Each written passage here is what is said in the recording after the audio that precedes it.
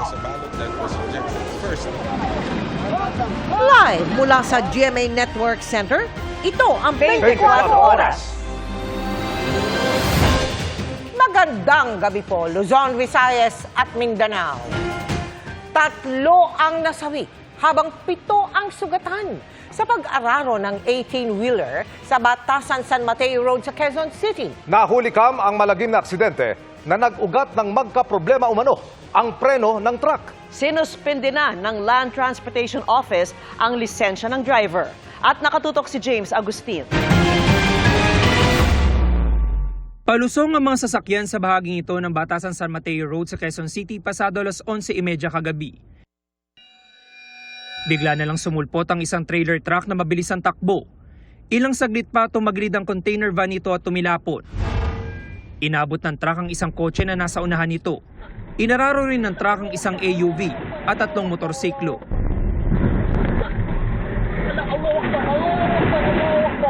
Natumba maging ang poste ng ilaw sa Center Island at bumagsak ang bubong ng isang waiting shed. Ang windshield ng 18-wheeler basag-basag. Sa lakas po ng pagkakabanggay, kumalas itong container van na ito mula dun sa truck at nagdire-diretso yung tractor head dito sa waiting shed, binanggang ilang pang mga sasakyan hanggang sa huminto na yung truck sa bahaging iyon ng kalsada. Dead on the spot ang 38 anyos sa lalaki na naghihintay ng masasakyan sa waiting shed. Ang isa pang nasawi sa di kalayuan, hindi pa tukoy ang pagkakakilanlan. Isinugod naman sa ospital ang 49 anyos sa lalaki na nakaangkas sa motorsiklo pero idineklarang dead on arrival. Gasping na siya, unconscious. So mayroon siyang sugat sa likod ng ulo and namamaga na rin. So mayroon siyang ibang gasgas, avulsion sa kaliwang sigo. Kwento ng pamangkin ng biktima, nagkausap pa raw sila kahapon ng kanyang tiyuhi at nagsabi pa ito na pupunta sa San Mateo, Rizal. Masakit para sa akin mawalan ng tiyuhin kasi parehas lang naman kami bumubuhay sa lolo ko, sa pamangking namin. Pero yun nga, sana panagutan na lang ng driver at yung company ng driver yung nangyari sa tito ko. 7 ang naitalang sugatan sa aksidente, kabilang na ang 37 anyos sa motorcycle taxi rider na nagtamo ng mga sugat sa tuhod, kamay at mukha. Inano ko pa po siyang umiwas pero hindi na ako nakaiwas. Kasi medyo maraming baton tumama sa akin. Yun po yung nag-cause ng pagkasemplang ko. May mga nasugatan din sa mga sakay ng kotse na yuping-yupi ang likurang bahagi. Sobrang bilis, hindi ko na napansin sa salamin ko eh. Nasa kusodiya na ng QCPD Traffic Sector 5 ang 38 anyos sa truck driver na iginiit na nagkaproblema ang kanyang preno. Galing daw silang Maynila at magde-deliver sa Marikina. Palusong kami sir sa stoplight, palusong ko. Bigla akong humina yung preno. Hanggang sa wala na, hindi ko na makontrol, dire-diretso na ako. Kaya no choice ako, kaya yung manibela, kasi sa nahulumi ko. Pasensya na, hindi ko talaga gusto naman mangyari yung gano'n. Dahil aksidente nga ako talaga.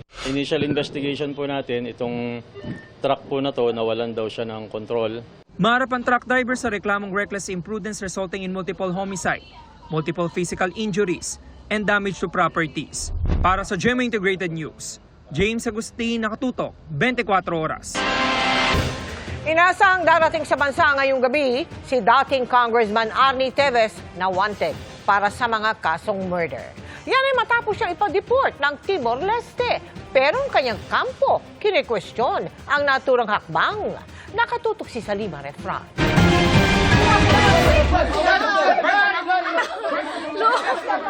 Lord! Matapos arestuhin Martes ng gabi ng Immigration Police sa loob mismo ng kanyang bahay sa kabisera ng Timor-Leste na Dili, Lord! dinetain sa Ministry of the Interior ang pinatalsik na Negros Oriental 3rd District Representative Arnie Teves. Bilang paghahanda ito sa kanyang deportation ngayong araw. Dari kata kaya daune Teves mayon acompaña autoridad de seguridad. Kanina, dinala na sa airport si Teves. Pasado 1:00 ng hapon, nang opisyal na isali ng Timor-Leste ang kustodiya ni Teves sa composite team ng DOJ, NBI at BI na pinangunahan ni NBI Director Jimmy Santiago at Justice Assistant Secretary Eliseo Cruz. Si Teves nakasuot ng puting t-shirt at shorts at napaliligiran ng Timorese authorities nang ilabas sa media. Nakaposes ang kanyang mga kamay. Kurente malusira. habang nakatanikala ang mga paa.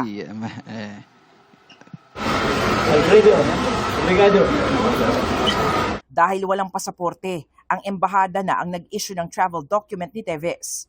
Mag-aalas 3 ng hapon, lumipad ang aircraft ng Philippine Air Force pabalik ng Pilipinas. Sa anunsyo ng Timor-Leste, pinatawan nila ng administrative deportation si Teves kasunod ng pananatili sa kanilang bansa nang walang visa o legal authorization at kanselado pang pasaporte. Ang pananatili raw ni Teves sa mahigit 2 taon doon ay nakakaapekto na sa bilateral relations ng Timor-Leste at ng Pilipinas at may implikasyon sa kanilang seguridad. Seryoso at di raw katanggap-tanggap ang presensya sa East Timor ni Teves na kinasuhan ng ilang mabibigat na krimen. Sa nakatakda raw na pag-anib ng Timor-Leste sa ASEAN, nararapat lang daw na makipagtulungan ito sa regional partners sa pagtaguyod ng hustisya. Iuwi natin siya para maharap niya. Harapin niya lahat ng mga paratang sa kanya na nauukol sa pagpatay kay Governor Ruel Degamo at sa 12 pang tao. He'll be brought to court para ma-arrange siya. Si Teves ang tinuturong mastermind sa pagpatay kay dating Negros Oriental Governor Ruel Degamo at 9 na iba pa noong 2023. May 3 pang kaso ng murder si Teves para sa 3 magkakahiwalay na pagpatay noong 2019. Kwene-question naman ng legal team ni Teves ang nangyaring deportation, gayong may nakabinbin pa silang petition for habeas corpus sa korte. Nag-issue po ng order ang Tribunal de Recursos ng Timor-Leste na sinasabing within 48 hours ay i-produce, iharap sa hukuman si Congressman Teves upang magpaliwanag ang mga authorities ng Timor-Leste, mga executive authorities, kung bakit siya ay inaresto. Ngunit ito ay magiging moot and academic. Ngayon pong siya ay ilalabas na ng Timor-Leste at ibabalik na po sa Pilipinas. There's no granting. There's no granting. Fake news yun. Tiniyak naman ni Remulla na magiging patas ang proseso ng hustisya para kay Teves. Para sa GMA Integrated News, Sanima Rafra, nakatutok, 24 oras. Sinalakay ang isang condominium unit na umano'y pugad ng online kalaswaan sa Mandaluyong City. Arestado ang lalaking bugaw at nasagip ang mga minor de edad na biktima. Narito ang aking eksklusibong pagtutok. Pagkagat ng dilim kahapon, sinimula na ng mga pulis ang pagsalakay. Ang target, nasa 11th floor ng condominium building na ito sa Mandaluyong. Pagpasok sa condo unit, animoy opisina ang tumambad. Ang sinasabing boss, ang nakakulay orange na lalaking ito na agad hinold ng mga pulis. Sunod na pinuntirya ng mga pulis ang kwarto sa likuran. Dito nila inabutan ang mga minor de edad na umano'y binubugaw online ng suspect. Ang mga batang ito ay napapabilang sa mga mahihirap o kaya itong mga batang ito ay hindi nag-aaral na nasa galaan na kanya munang inaalagaan para makuha ang loob. Hanggang sa pag nakuha ang loob, papapasukin niya sa isang kwarto. Pero ayon sa mga pulis, bago niya ibenta online ang mga batang biktima, siya muna ang gumagamit bago ito i-offer sa iba ng appropriate amount. Starting 2,000 to 3,500. Depende po sa dami ng batang ino-offer niya at edad. pakilala raw ng suspect sa condo management. Negosyante siya at may lehitimong trabaho. Nasa pangangalaga na ngayon ng Women and Children Protection Center ng PNP ang mga nailigtas na mga minor de edad. Talagang kailangan namin ng tulong na maging aware yung mga bata na hindi kami nariyan para sila ay mapasama. Nandito ho kami para magkatulungan at sila ay maalis sa pang-abuso. Nakausap din namin ang mga social worker na umaalalay at umaasikaso sa mga pangunahing pangailangan ng mga bata. First po is yung ma-provide po yung safety ng mga bata and of course to provide the temporary shelter po sa mga bata while ongoing po yung case. Isa pa po is mapoprovide yung mga psychosocial needs po ng mga bata kasi probably may mga result trauma po ito na kailangan pong i-address. Tumanggi ang suspect na magbigay ng kanyang panig. Para sa GMA Integrated News, Emil Sumangil, nakatutok 24 oras. Hinirang bilang bagong hepe ng PNP si Police Major General Nicolas Torre III na nanguna sa pag-aresto kina dating Pangulong Rodrigo Duterte at Pastor Apollo Kibuloy. Ang naging papel dyan ni Torre, ang ilan daw sa mga dahilan ng pagpili sa kanya sa posisyon ayon sa palasyo. At nakatutok si Ivan Mayrina. You are under arrest for obstruction of justice, 1829, sir. Let's go. Okay. Posas, please. Posas. Ang operasyon para sa pag-aresto kay dating Pangulong Rodrigo Duterte pagdating mula sa Hong Kong noong March 11 na sinundan ng tensyonadong mga tagpo sa pagitan ng mga pulis at ng mga abogado ng dating Pangulo sa buong maghapon hanggang sa maisakay siya sa eroplanong nagdala sa kanya sa The Hague. Pinamunuan ni Criminal Investigation and Detection o CIDG Chief Major General Nicolas Torre III. Bago yan, bilang Director ng Davao Police Regional Office, si Torre din ang nanguna sa pag-aresto kay Kingdom of Jesus Christ leader Pastor Apollo Kibuloy. Nagtagal ang operasyon ng ilang linggo na kinailangan isagawa ng libu-libong pulis sa gitna ng pagpalag ng mga miyembro ng KOJC bago tuluyang mapasakamay ng pulisya si Kibuloy. Si Torre may bagong misyon simula sa June 2. Siya na kasi ang hinirang na bagong hepe ng Philippine National Police. Pagkumpirma ng palasyo, kabilang sa dahilan ng kanyang pagkakapili, ang naging papel niya sa dalawang malalaking misyong ito. Si Presidente always demands performance. Kahit na ano yung pinagawa sa iyo, you must have, you must exhibit some high degree level of performance. So maybe that is one. I'm not going to discount that.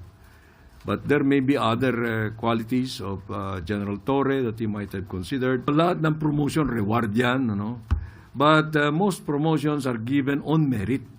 So let us assume that this was given on merit. Bago pamunuan ng Davao Regional Police, hepe ng Quezon City Police District si Torre, hanggang sa magbitiw siya kasunod ng kontrobersyang pinaburan umano niya ang road rage suspect at dating police na si Wilfredo Gonzales. Si Torre ang unang graduate ng Philippine National Police Academy o PNPA na hahawak sa pinakamataas sa pwesto sa pulisya. Para sa GMA Integrated News, Ivan Mayrina, nakatutok, 24 oras. Nagbabala ang MMDA laban sa mga motoristang nagtatakip ng plaka. Yan kasi ang nabistong estilo ng ilan para iwas huli sa ipinatutupad ngayong No Contact Apprehension Policy o NCAP. Nakatutok si Joseph Moro. Sa talas ng mga kamera na ginagamit ng MMDA sa No Contact Apprehension Policy o NCAP, walang takas, kitang-kita ang mga plate number. Kahit mukha nga, pero Pinoy pa ba? Mula nang ipatupad ng NCAP, may ilang tinitipa ng ilang letra o numero ng plaka ng kanilang motor. Ang iba, face mask pa ang gamit, pantakip. May COVID? Ayon sa MMDA, booking na ang mga the moves na ganito at pinapahunting na raw sila. Natakpan lang yung dalawa. So may way naman yan of backtracking yung mga plaka na yan at yung mga gumamit ng ruta na yan. Paano kung buong plaka ang nakatakip? Huwag raw pakampante dahil may mga traffic enforcers pa rin sa lugar na pisikal na hahabol at huhuli sa inyo. Eh kung peking plaka ang gamit? May license plate recognition software tayo. So pag dumaan yan uli, mare-red flag yan sa amin at mapapaharang natin. At kakasuhan natin criminally. May 5,000 pesos itong multa at pwedeng suspindihin ang inyong driver's license kapag nahuli kayo. Paalaala ulit ng MMDA, exempted ang mga responding ambulansya, fire trucks at mga police mobile sa NCAP. Ang iniiwasan ng MMDA ngayon magamit ang mga blinker o siren ng kahit na anong sasakyan. We have to make sure through manual review na talagang legitimate yan. Pag na-flag yan, pag nakita naman ng ating reviewers na emergency vehicle, automatic yan, i-invalidate yung red flag. Di na dadating na may notice sa violation? Wala na, hindi na. Pero paano naman ito? Ni walang madaanan ng ilang motorista dahil sa mga nakahambalang sa daan, minsan mga vendor pat, na clearing operation na kagabi ang MMDA. Mula Quezon City, sinubukan naman namin ang ilang rerouting scheme na inilabas ng MMDA kapag ginawa ng EDSA simula June 13.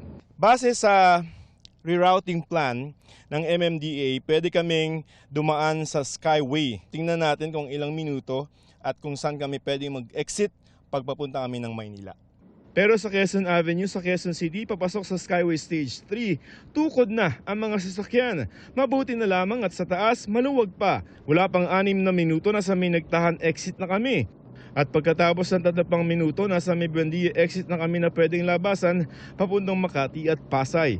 At pagkatapos na 14 na minuto mula nung umalis kami sa Quezon City, nasa may airport na kami. Sa ngayon, mabilis pa. Pero aminado ang MMDA na maaaring problema nga ang pagpasok at paglabas ng Skyway na alternatibo sa EDSA. Nakikipag-ugnayan na sila sa DPWH at mga lokal na pamahalaan para sa traffic management at para maglagay ng mga sign sa mga kalyeng bahagi ng rerouting plan. Nasa 20 rerouting plans ang inilabas ng MMDA.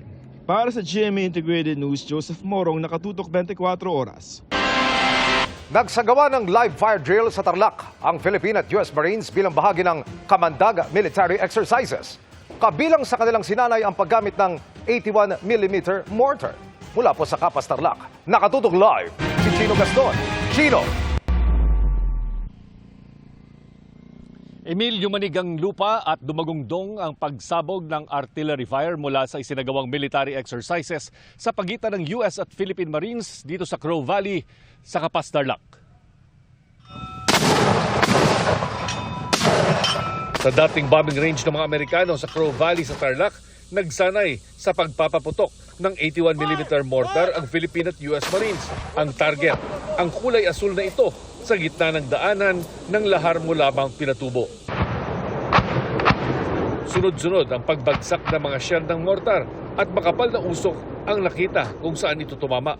Sa paligid ng exercise site, nakapwesto bilang security ang mga machine gun Amerikano at Pilipinong Marines. Natawag ng pansin ng mga pagsabog ang mga katutubong ETA at ilang residente. Nagtipon-tipon sila sa tuktok ng burol na ito para manood. Ang pagsasanay na bahagi ng Kamandag 925 layong paigtingin ang kakayahan ng mga Amerikano at Pilipino sa pagsanib puwersa sa isang military operation. Bukod sa Philippine Marines, may pagsasanay rin ng mga Amerikano kasama ang Special Action Force ng Philippine National Police. Sa darating na linggo, may iba pang live fire exercises na gagawin sa Kamandag 925 gaya ng maritime strike, amphibious assault at posibleng paggamit ng Nemesis missile system sa North Luzon o Palawan.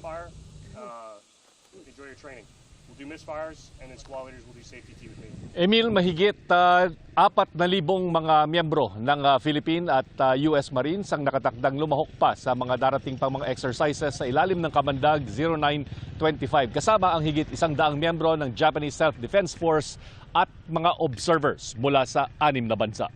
Emil. Maraming salamat, Chino Gaston.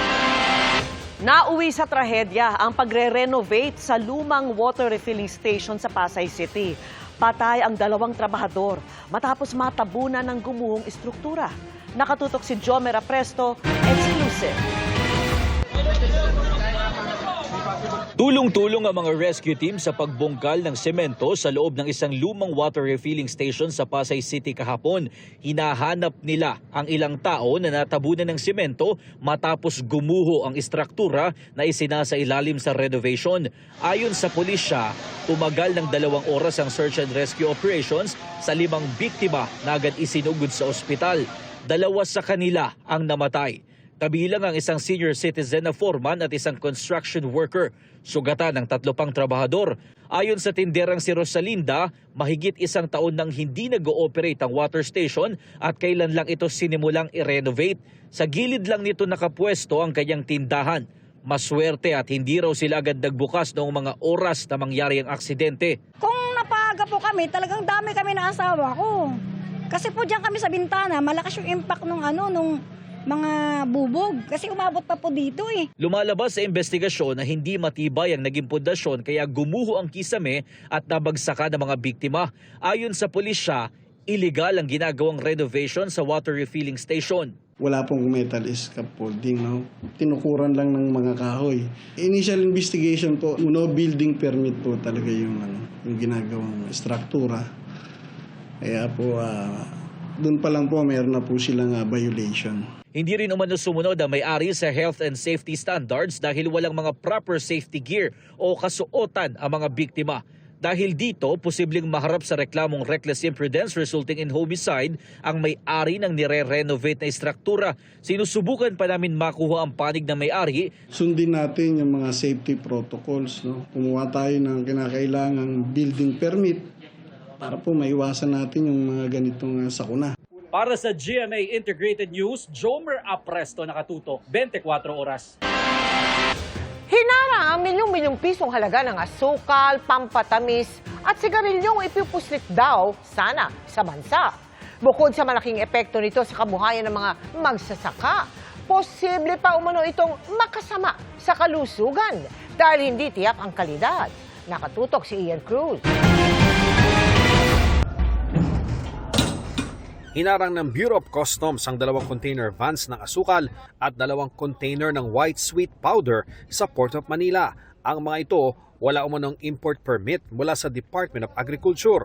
Ayon sa DA, tigi 1,000 bags ng asukal mula Thailand at sweetener mula Vietnam ang laman ng mga container van na kung makapuslit at maibenta raw sa mga pamilyan sa Metro Manila, tiyak na makakaapekto sa local sugar farmers. Nagkakalaga ang mga ito ng tinatayang 9 milyong piso. They are found to violate anti-agriculture sabotage as under Section 7A and E.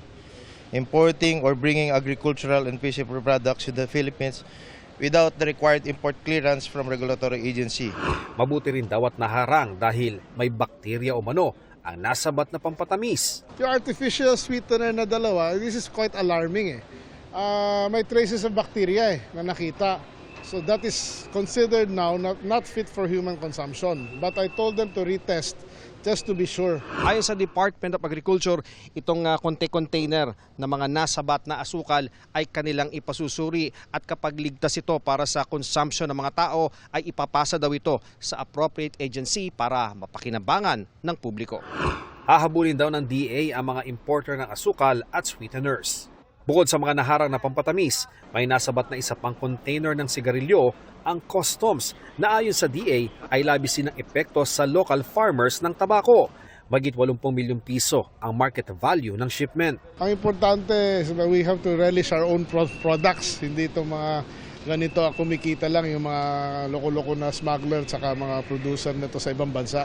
Bago sa Port of Manila, nag-inspeksyon sa palengke sa Alabang Muntinlupa si Secretary Chu Laurel kasama ang DTI at lokal na pamahalaan. Stable naman ang presyo ng mga bilihin at sa commercial rice may 35 pesos per kilo na. Patok din ang binuksang kadiwa ng Pangulo na nagbebenta ng 20 pesos na bigas. Pero ang obserbasyon ng DA, I am not too happy na sa nakita ko na medyo mainit at yung pila hindi maayos at kulang kami ng tao na tutulong sa mga elderly and vulnerable sector. But of course, hindi naman tayo papayag na ganon at ang utos nga ni Pangulong Marcos ay make sure it is convenient. Para sa GMA Integrated News, Ian Cruz, nakatutok 24 oras. Good evening mga kapuso! Jezebel is back! It's just the Queen, Marian Rivera na nag-transform as mermaid sa trend na ginamitan ng artificial intelligence o AI. Pero hindi artificial.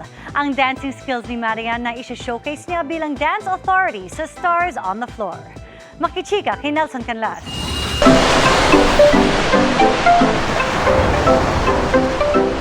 It's giving Jezebel. Ganyan ka-nostalgic ang pagkasa ni Marian Rivera sa nauuso ngayong mermaid filter na ginamitan ng artificial intelligence.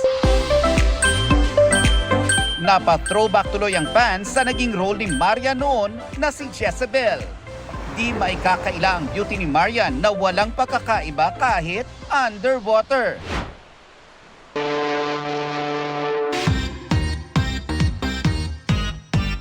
Aside sa pagiging likas na maganda, si Marian in her dancing era na rin dahil napasabak daw siya sa pagpapakita ng galing sa dance floor sa inaabangang Stars on the Floor.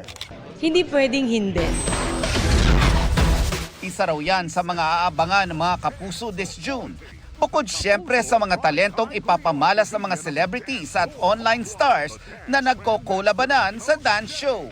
Very excited ako na makita nila kung sino talaga yung mga contestant natin. So ang excited ako is kung paano nila maibibigay yung ibang flavor. Alam mo yung ibang sayaw na hindi pa nakikita para sa kanila. At saka ako nga bilang party din talaga ng magja-judge talaga sa kanila. Nelson Canlas, updated sa Showbiz Happenings.